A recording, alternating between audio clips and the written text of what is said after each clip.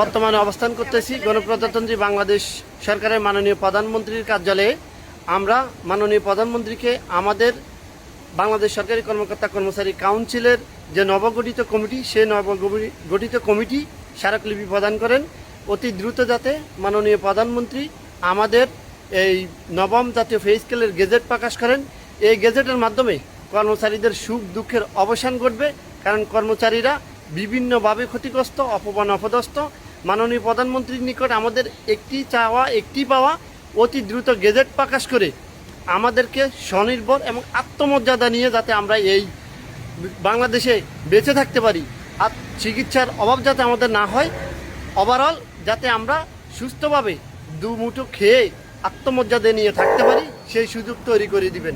এর ধারাবাহিকতায় আমাদের আজকের সম্মানিত সভাপতি বাংলাদেশ সরকারি কর্মকর্তা কর্মচারী কল্যাণ সমিতির, যিনি অক্লান্ত পরিশ্রম করে কর্মচারীদের জন্য মাননীয় প্রধানমন্ত্রীর দপ্তরে চলে এসেছেন।